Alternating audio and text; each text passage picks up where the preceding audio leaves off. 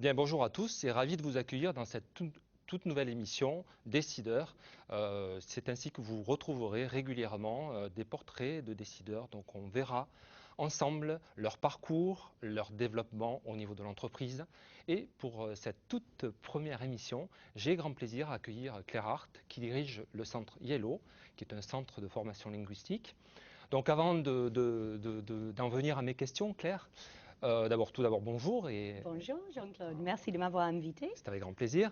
Alors, avant de vous poser les premières questions et de vous cuisiner un petit peu, je vais revenir, si vous voulez bien, sur votre parcours Oui. et définir un petit peu votre entreprise. Alors, vous êtes anglo-canadienne. Voilà, tout à fait. Papa anglais, maman canadienne. Très bien.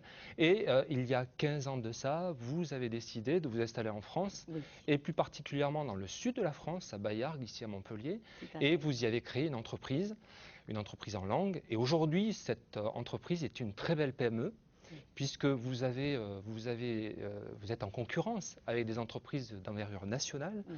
Vous nous raconterez tout ça. Et vous êtes ce qu'on appelle une femme chef d'entreprise, mais avec une énergie, on va le voir, assez incroyable. J'essaye. Donc, l'entreprise aujourd'hui, c'est une SARL, Oui. vous en êtes la dirigeante, vous avez 2 associés.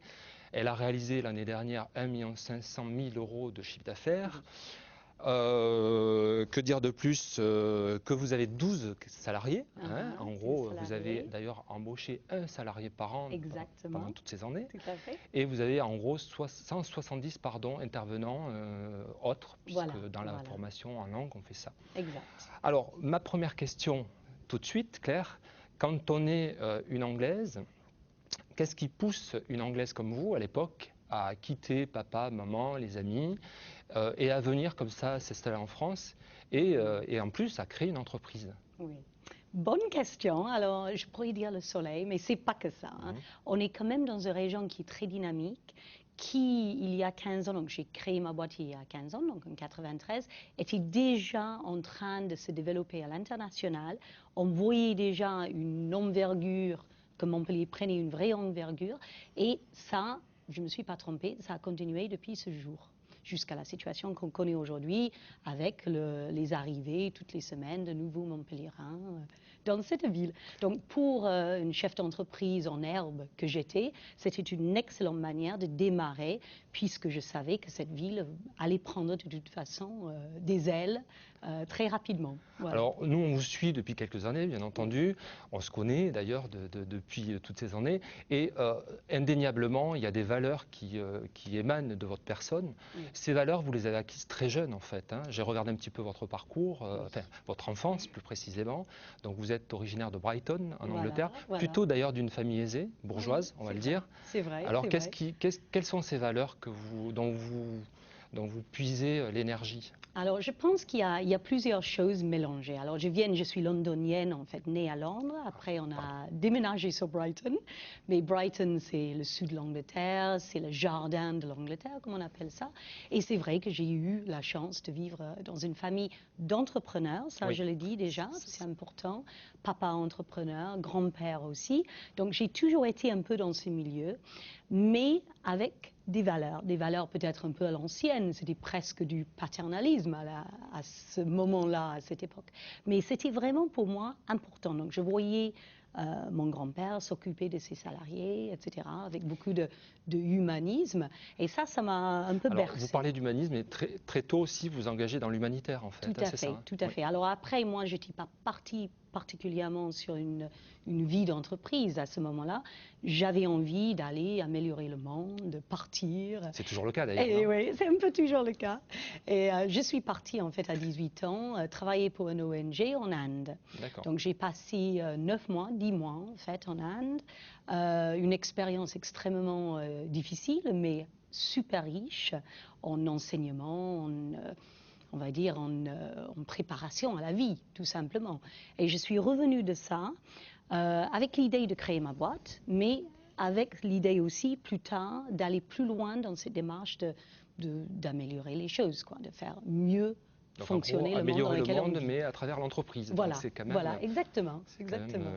on reconnaît aussi les valeurs du CJD, peut-être qu'on en parlera tout à l'heure. Tout à fait, tout à fait. Donc cette entreprise que vous avez créée, ILO, elle n'a cessé de se développer. Quelles ont été les grandes étapes de ce développement? Et puis une question sous-jacente également. Oui. Vous étiez anglaise, donc on le rappelle au début, donc pas facile d'être étrangère.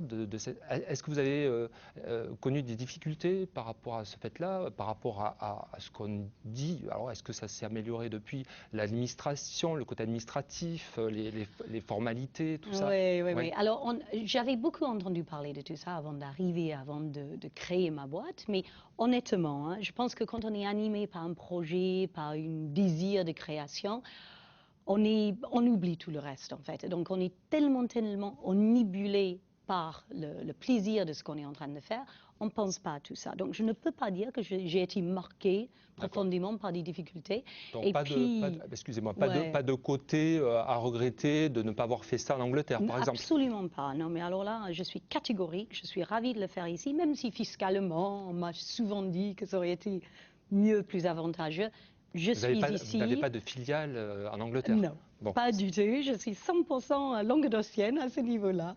Et j'y tiens vraiment à ça, parce que quelque part, c'est cette région et ce département qui m'a donné toute ma chance et qui m'a aidé à créer cette boîte, en fait, quelque part. Alors, on l'a dit, plusieurs étapes importantes. Oui. Quelles ont été les étapes déterminantes? On sait que vous avez très tôt voulu aller vers une démarche qualité, avec d'abord la certification ISO 9001, 9014, on ne va pas rentrer dans les détails, mais également un gros volet social, puisque très vite vous engagez en faveur de l'inégalité, enfin dans la discrimination. Vous avez reçu un prix aussi. Donc, est-ce que c'est ça qui mène le développement de l'entreprise ou il y a quand même des notions commerciales aussi, il y a des notions de business? Complètement. Oui, je pense que ce qui est intéressant dans la vie d'une entreprise, c'est de tenir compte de toutes les parties prenantes et de créer une entreprise qui justement donne à toutes les parties prenantes. Donc, toutes les parties prenantes, c'est bien sûr l'actionnariat, le propriétaire de l'entreprise, c'est aussi les salariés, c'est aussi les fournisseurs, c'est aussi l'environnement dans le sens écologie et c'est aussi la société autour. Donc, j'ai essayé depuis le début de englober tout ça, ce qui nous a amené vers une démarche, bien sûr, qualité, après environnement et après la lutte contre l'exclusion et pour l'égalité des chances. Très bien, Claire. Alors, une petite anecdote, je sais que vous travaillez pour le Festival de Cannes. Dites-moi, car on est entre nous, c'est vous-même, hein, je crois, qui traduisez certaines actrices. Tout à vous avez fait. traduit qui? Sharon Stone, Demi Moore, faites-moi rêver un peu. Acteur aussi, hein, Acteur aussi. N'oublions pas. Je suis un peu déçu. Pitt, George Clooney. Pour les dames qui nous écoutent, qui nous regardent, c'est intéressant. Parité dans l'approche. Il pourrait y avoir une petite place pour moi la prochaine fois? Je pourrais vous amener, hein, peut-être. Hein?